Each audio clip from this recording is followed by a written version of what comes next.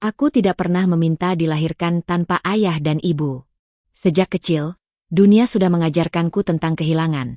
Karena aku yatim, kau anggap aku tak pantas, tapi Tuhan membalas air mataku. Selamat datang di Santi Story. Channel ini menyajikan cerita yang penuh makna, haru, dan pelajaran hidup. Setiap cerita yang kami angkat berasal dari pengalaman nyata, dikemas dalam narasi yang menyentuh hati. Sebelum masuk ke ceritanya, sahabat jangan lupa absen dulu ya. Sahabat dari mana saja. Untuk kamu yang belum subscriber jangan lupa subscriber. Yang sudah subscriber semoga rezekinya mengalir. Yuk kita dengar ceritanya. Langit pagi itu abu-abu, seolah menyimpan rindu yang tak pernah disampaikan. Di sudut kota kecil yang tenang, langkah-langkah kaki kecil terdengar di lorong sekolah taman kanak-kanak, diiringi tawa-tawa anak yang polos dan murni. Di antara mereka, seorang perempuan muda dengan senyum tulus dan sorot mata hangat memandangi mereka satu persatu, memastikan semuanya merasa aman, diterima, dan dicintai. Namanya Ara. Nama yang singkat, tapi menyimpan luka panjang di baliknya. Ara tidak tumbuh besar dalam pelukan seorang ibu atau pangkuan seorang ayah. Ia besar dalam panti asuhan yang dingin di musim hujan, dan terlalu sunyi di musim kemarau. Ia belajar mencintai dari kebersamaan yang rapuh, belajar bertahan dari penolakan yang terlalu sering, dan belajar memaafkan dunia yang sejak awal tidak berpihak padanya. Namun semua itu tidak menjadikannya keras. Justru sebaliknya, Ara tumbuh menjadi wanita yang lembut dan penuh kasih, seolah luka yang membentuknya justru menjadi jendela bagi cahaya. Pekerjaannya sebagai guru TK memberinya ruang untuk mencintai tanpa syarat. Meski gajinya tak seberapa, dia merasa cukup. Asal anak-anak bahagia, begitu katanya. Ia tidak butuh banyak untuk merasa cukup. Sepiring nasi hangat, tempat tinggal sederhana, dan buku-buku tua yang dibacanya sebelum tidur. Itu saja sudah membuat hatinya tenang. Hingga suatu pagi yang tidak biasa, hidupnya mulai berubah. Hari itu Ara mendapat tugas mendampingi anak-anak saat sesi kunjungan edukasi ke museum kota. Di sana, ia tak sengaja bertemu dengan seorang pria yang berdiri sendirian di dekat ruang pamer lukisan. Pria itu tampak tidak nyaman dengan keramaian, namun senyumnya menenangkan. Saat pandangan mereka bertemu, waktu seperti menarik napas panjang. Bukan cinta pandangan pertama, tapi ada sesuatu yang menggigit lembut di dalam dada. Namanya Reza. Tingginya menjulang, pakaiannya rapi, dan dari logatnya saat bicara, jelas ia bukan orang biasa. Ia ternyata pemilik salah satu yayasan seni yang bekerja sama dengan museum. Reza tertarik dengan pendekatan Ara terhadap anak-anak. Ia terpesona dengan kesabaran dan ketulusan yang tidak dibuat-buat. Pertemuan itu singkat, tapi meninggalkan kesan yang tak mudah hilang. Hari-hari berikutnya, pertemuan itu berlanjut.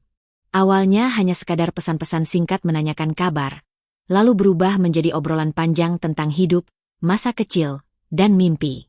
Reza menyukai cara Ara mendengar. Ia tidak menghakimi, tidak menggurui. Ia hanya mendengarkan dan mengerti. Ara pun menyukai Reza, bukan karena harta atau statusnya, tapi karena Reza membuatnya merasa berharga, sesuatu yang belum pernah ia rasakan dari pria manapun sebelumnya. Namun cinta mereka tak semulus cerita dongeng.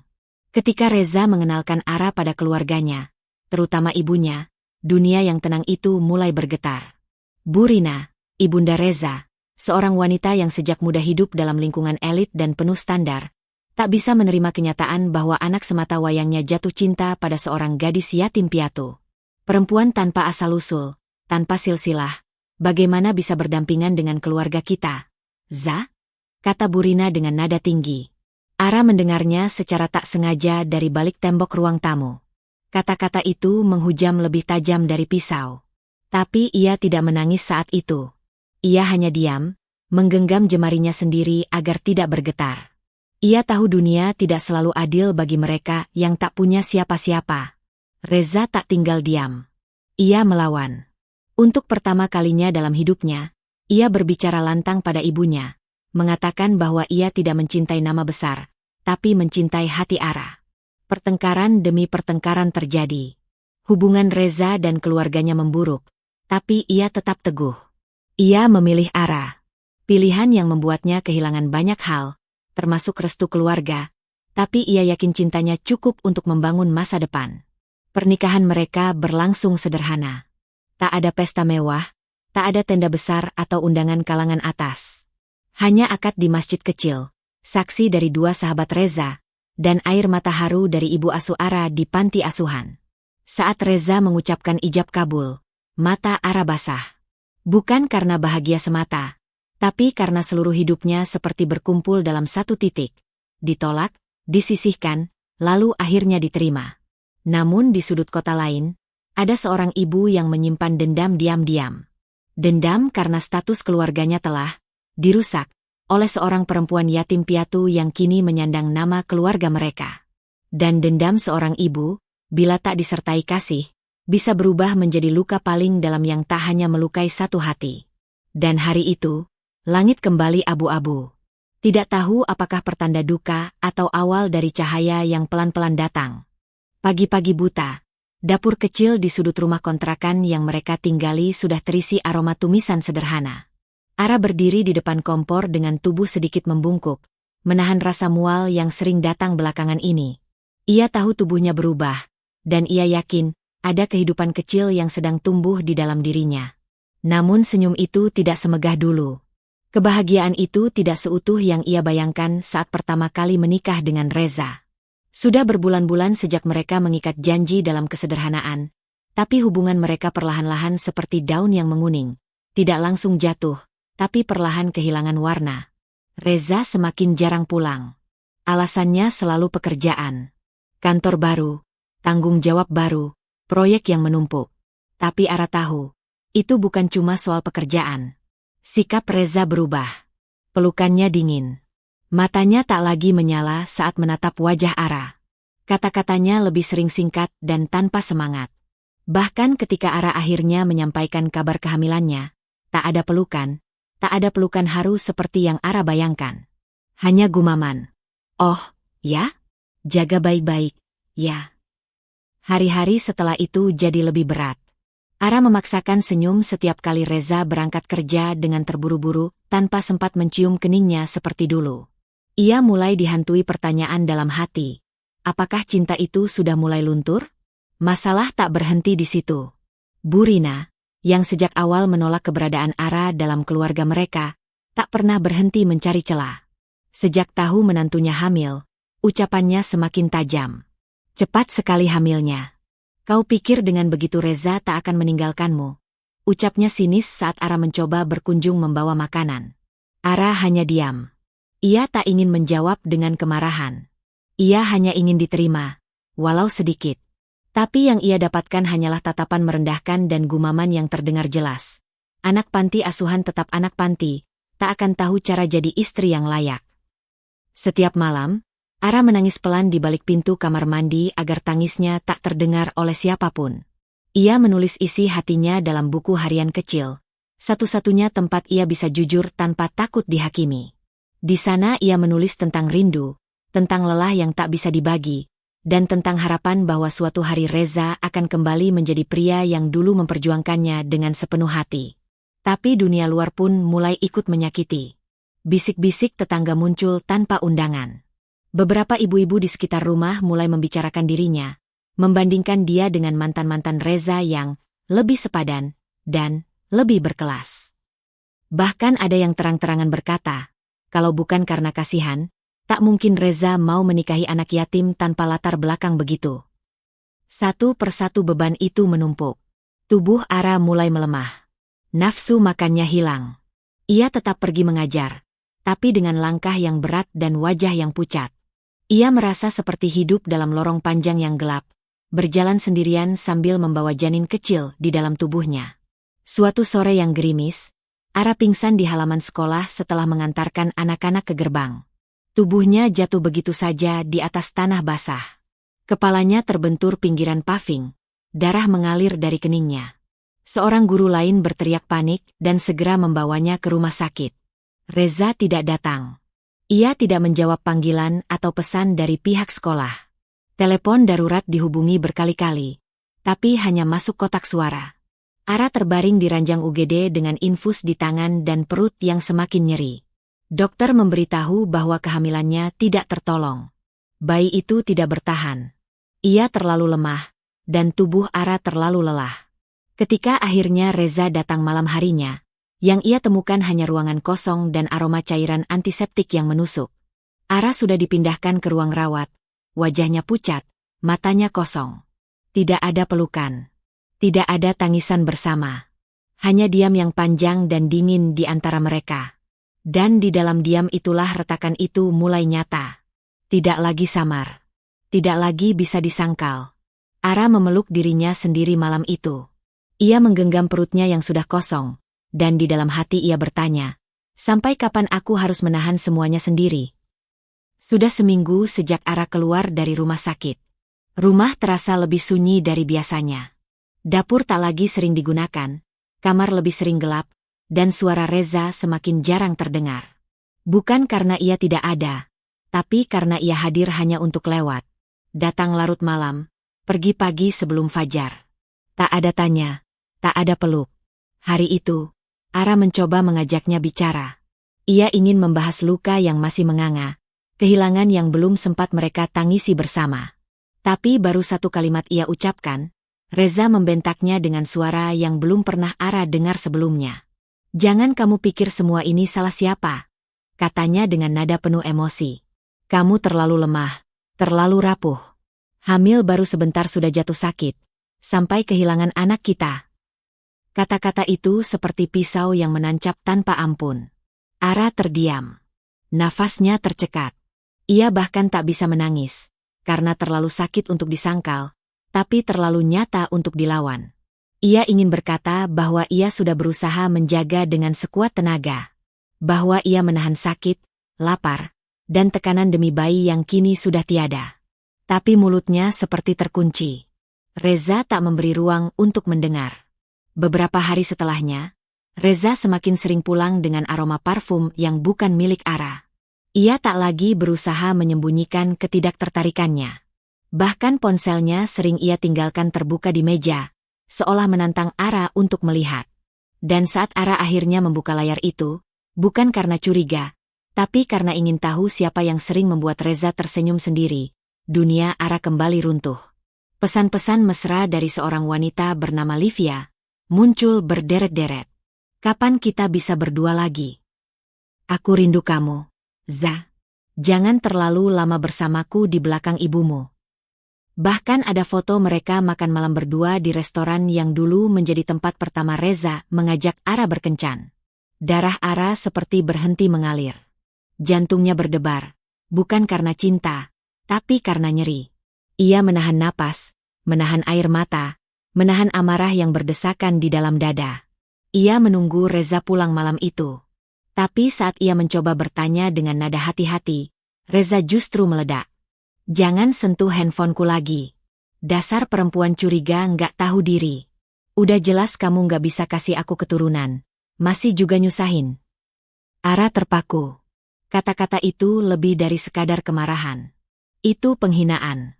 Itu pernyataan yang menampar harga dirinya sebagai istri, sebagai perempuan, sebagai manusia. Tapi itu belum berakhir. Hari Minggu berikutnya, mereka diundang makan malam di rumah Bu Rina. Ara datang dengan hati berat, tapi tetap berpakaian rapi, membawa buah tangan, dan tersenyum sopan. Tapi begitu masuk rumah, tatapan sinis langsung menyambutnya. Sepanjang makan malam, Bu Rina terus melempar sindiran, dari masakan yang dianggap hambar, cara duduk yang tidak berkelas, sampai kisah keguguran yang dijadikan bahan olok-olok terselubung. Reza tak membela. Bahkan saat Ara diam karena tertusuk ucapan Bu Rina, Reza ikut tertawa kecil seolah mendukung sang ibu. Dan puncaknya, ketika Bu Rina menyebut nama Livia di depan semua orang, menyebutnya sebagai calon menantu baru yang lebih cocok dan sepadan, Ara tak kuat lagi. Sudahlah Reza, kamu masih muda. Kamu bisa punya istri yang lebih pantas. Yang gak bawa aib dari panti asuhan, kata Bu Rina sambil menatap tajam ke arah Ara. Reza hanya diam. Lalu berdiri, dan berkata tanpa melihat wajah Ara. Kamu pulang saja. Jangan bikin malu di sini. Ara berdiri perlahan. Seluruh tubuhnya gemetar, tapi bukan karena takut, karena hancur. Ia menatap Reza, berharap setitik belas kasih. Tapi tak ada. Hanya dingin. Hanya mata yang kosong, seperti tak pernah mencintainya. Malam itu, Ara diusir dari rumah tanpa diberi kesempatan membawa banyak barang. Hanya satu tas kecil dan sebuah koper. Tak ada pelukan. Tak ada pertanyaan, kamu mau kemana? Tak ada suami yang menghentikan langkahnya.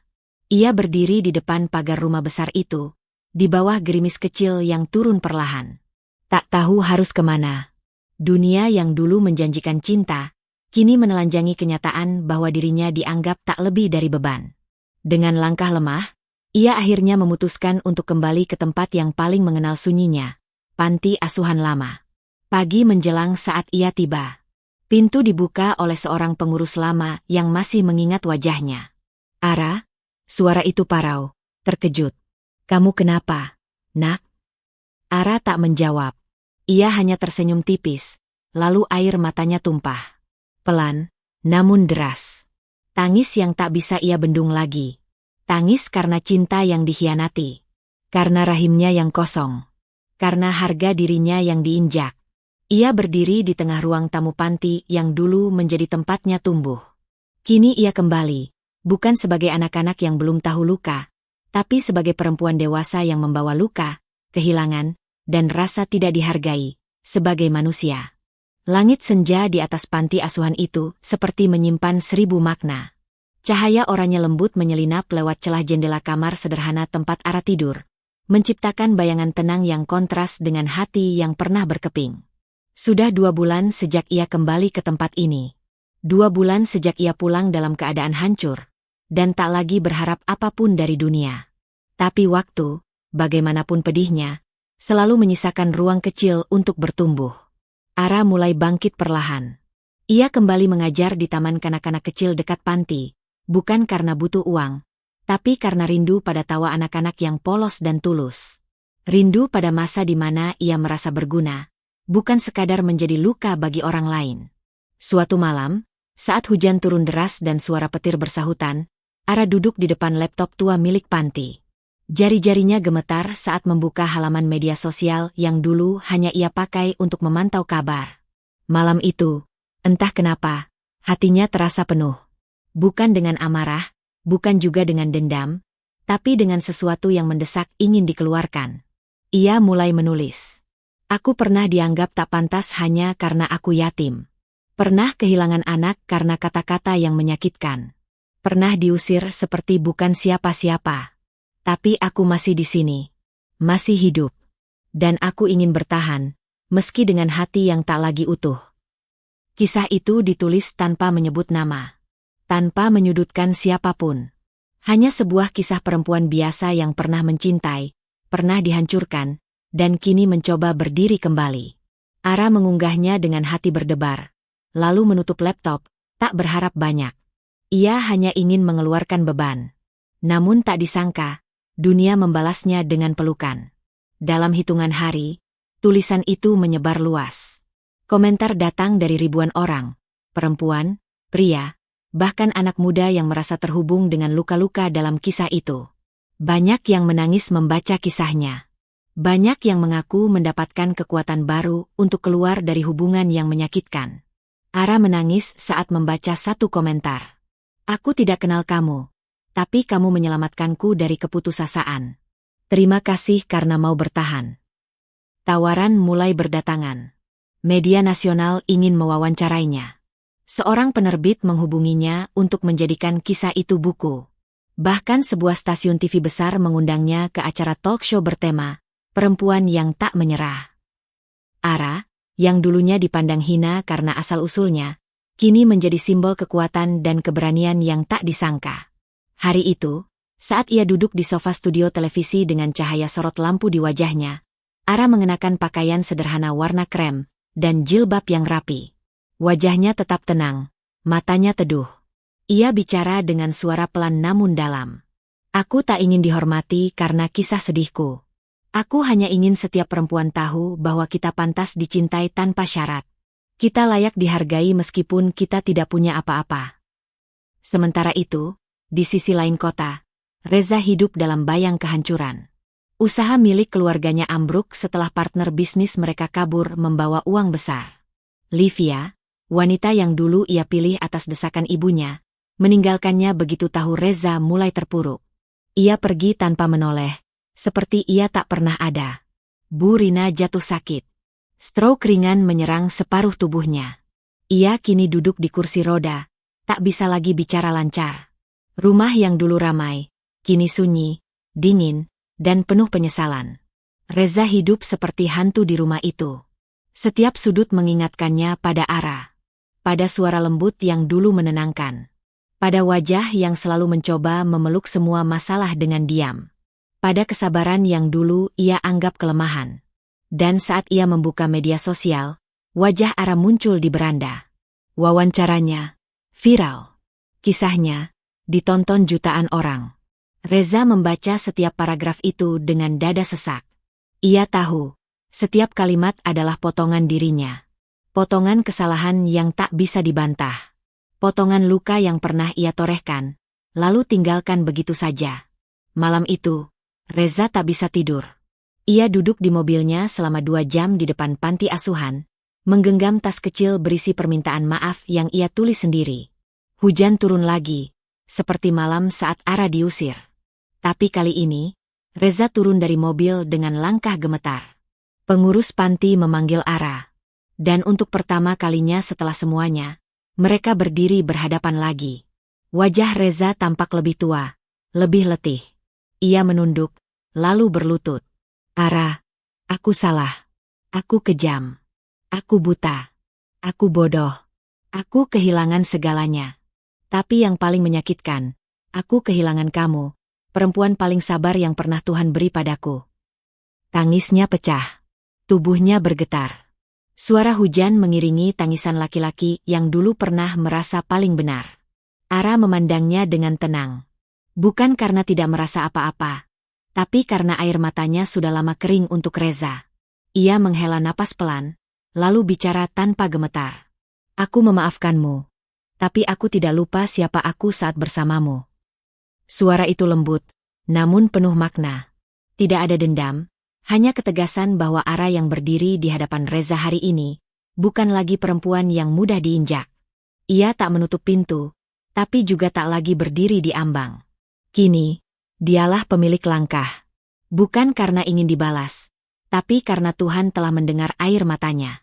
Dan ia tidak pernah diam terlalu lama untuk orang yang berserah dengan tulus. Suara langkah kaki anak-anak di taman kanak-kanak tempat Ara mengajar kembali mengisi hari-harinya. Setelah sekian lama, tawa polos mereka kembali menjadi musik yang menyembuhkan luka di hatinya. Senyuman Ara pun perlahan kembali utuh, meski tak lagi sama seperti dulu. Ia kini bukan lagi perempuan yang hanya bertahan demi cinta, melainkan perempuan yang memilih untuk sembuh demi dirinya sendiri. Sejak kisah hidupnya viral, banyak lembaga mulai tertarik mendekat. Bukan untuk mengeksploitasi, melainkan ingin belajar dari kekuatannya. Salah satu organisasi perlindungan perempuan yang cukup besar di Jakarta mengundangnya menjadi pembicara tetap dan konsultan. Ara sempat menolak, merasa dirinya belum cukup layak. Tapi mereka berkata, kami tidak butuh orang yang sempurna. Kami butuh seseorang yang pernah luka, tapi tidak menyerah. Itu menjadi titik awal bagi Ara untuk memeluk takdir barunya. Ia mulai rutin melakukan kunjungan ke rumah aman, bertemu perempuan-perempuan yang disia-siakan, dikasari, dikhianati, lalu dibuang. Ia mendengar kisah mereka, dan di setiap pertemuan, Ara selalu berkata, aku mengerti. Karena aku juga pernah duduk di posisi kalian. Tapi jika aku bisa keluar, kalian pun bisa. Ucapannya bukan sekadar penghiburan, tapi sebuah pengakuan yang membawa kepercayaan. Tak butuh waktu lama, sebuah penerbit besar menghubunginya. Mereka ingin menerbitkan kisah hidupnya, lengkap dengan foto-foto kenangan masa kecil di panti, surat-surat lama yang pernah ia tulis namun tak pernah dikirim, dan halaman demi halaman cerita tentang bagaimana ia tumbuh tanpa siapa-siapa, tapi tetap bisa menjadi sesuatu. Proyek itu diberi judul Tuhan Mendengar Air Mataku. Ia menulis sendiri, dengan hati yang penuh perasaan namun tanpa dendam. Ia ingin kisahnya menjadi kekuatan bagi mereka yang selalu diremehkan. Sementara itu, kehidupan Reza berbalik menjadi cermin yang memantulkan semua kesalahan masa lalu. Rumah yang dulu megah, kini tak lagi seramah dulu. Ibunya, Burina, yang dulu berjalan dengan dada tegak dan mulut tajam, kini duduk di kursi roda, tubuhnya kaku, mulutnya gemetar, tak bisa berbicara jelas. Tangannya gemetaran setiap melihat foto pernikahan Reza dan Ara di masa lalu yang masih terselip di laci kamarnya. Dia menangis hampir setiap malam, menatap kosong ke langit-langit kamar. Dulu, dia yang merasa paling benar. Dulu, dia yang berkata, anak yatim tak pantas bersanding dengan anakku. Kini, ia tak bisa lagi menyebut satu kata pun tanpa air liur mengalir dari sudut bibirnya. Dalam diam, tubuhnya yang lumpuh menangis lebih keras dari suara manapun. Reza yang dulu begitu membanggakan status, kini hidup dengan pekerjaan seadanya. Ia menjual mobil mewahnya, memindahkan ibunya ke rumah yang lebih kecil karena tak sanggup lagi membayar perawatan rumah besar. Wanita yang dulu dipilih oleh ibunya pun menghilang tanpa kabar, meninggalkannya hanya dengan satu pesan singkat. Maaf, aku tak mau hidup susah. Dunia yang dulu begitu tinggi bagi Reza kini terasa sempit dan gelap. Ia sering memandangi langit malam sambil mengingat kalimat Ara yang terus menggema di kepalanya. Aku memaafkanmu, tapi aku tidak lupa siapa aku saat bersamamu. Kalimat itu bukan sekadar penolakan, tapi cermin. Ara mengingatkannya bahwa cinta tanpa hormat hanyalah pelapik luka. Dan ia tahu, tidak akan ada cinta yang cukup besar untuk menambal rasa dihina. Hari demi hari, Reza mencoba memperbaiki apa yang masih bisa diperbaiki. Ia mulai membantu komunitas sosial di lingkungan barunya. Ia mencoba belajar menjadi pendengar, bukan hanya pembicara. Ia tidak tahu apakah ia sedang mencari penebusan, atau sekadar mengisi kehampaan yang ditinggalkan Ara. Tapi setiap langkah kecil itu seolah menjadi bagian dari perjalanan panjangnya untuk menjadi manusia yang lebih layak. Sementara Ara kini hidup bukan hanya untuk dirinya. Setiap surat dari pembaca bukunya, setiap pelukan dari perempuan-perempuan yang diselamatkan oleh kisahnya, menjadi semacam bahan bakar yang mendorongnya terus berjalan. Salah satu undangan paling istimewa datang dari Kementerian Perempuan dan Anak, yang memintanya menjadi duta untuk program perempuan berdaya tanpa syarat. Ia berdiri di atas podium, di hadapan para pejabat dan ratusan peserta, dan menyampaikan satu kalimat yang membuat ruangan itu senyap. Saya tidak lahir dari keluarga besar. Saya tidak punya ayah atau ibu yang membela saya. Tapi Tuhan tetap memberi saya hidup. Dan saya tidak akan mengkhianati hidup itu hanya karena pernah disia-siakan. Kata-katanya membuat banyak mata berkaca-kaca. Di barisan belakang, salah satu peserta menunduk, menggenggam bukunya erat. Tuhan mendengar air mataku. Di lembar depannya, ada tanda tangan Ara yang ditulis dengan tinta biru dan doa yang tulus. Setiap langkah Ara kini dipenuhi makna. Ia tidak lagi mengejar penerimaan dari orang-orang yang pernah merendahkannya.